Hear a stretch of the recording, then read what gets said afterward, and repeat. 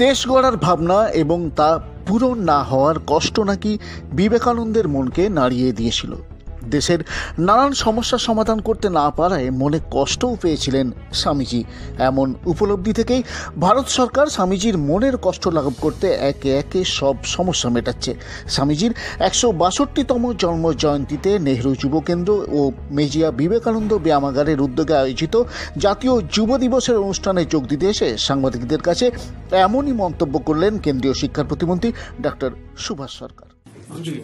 স্বামী বিবেকানন্দের জন্মদিন অর্থাৎ জাতীয় যুব দিবসে নেহরু যুব কেন্দ্রের উদ্যোগে এবং মেজিয়া বিবেকানন্দ ব্যায়ামাগার সমিতির সম্পূর্ণ প্রচেষ্টায় এখানে স্থানীয় বিভিন্ন সাংস্কৃতিক যে সমস্ত ক্লাব এবং সংগঠন তাদেরকে একত্রিত করে সমস্ত দেশপ্রেমিক যে অনুষ্ঠান, দেশপ্রেমের যে অনুষ্ঠান, নৃত্য, সঙ্গীত, এক্সটেম্পো স্পিচ এটা হয়েছে এবং তার সঙ্গে সঙ্গে আমি 3টি পারফরমেন্স দেখেছি যা অত্যন্ত ভালো লেগেছে।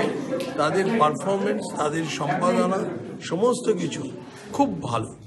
এর সঙ্গে সঙ্গে সমস্ত ছাত্রছাত্রী ও অভিভাবককে মানে দেশাত্মবোধের আহ্বান এবং স্বামী বিবেকানন্দ যা করতে চেয়েছিলেন, যে ভাবনা ছিল, তার মনে যে কষ্ট ছিল, সেই কষ্টের সমাধান আজকে ভারত সরকার সেগুলো প্রত্যেকটা একটা একটা করে ধরে ধরে করছে।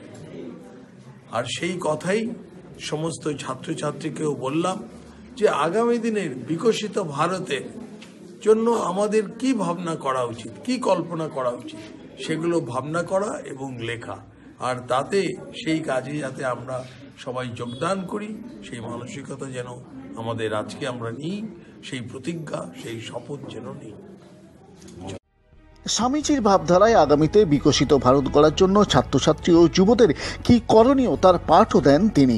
এমনকি দেশাত্মবোধক নাচ ও গানের প্রশংসাও করেন সুভাষবাবু। তার কথায় বিকশিত ভারতের যে পথ স্বামীজি দেখিয়েছেন সেই পথে আমরা সকলে হাঁটলেই সব সমস্যার সুরাহা হবে।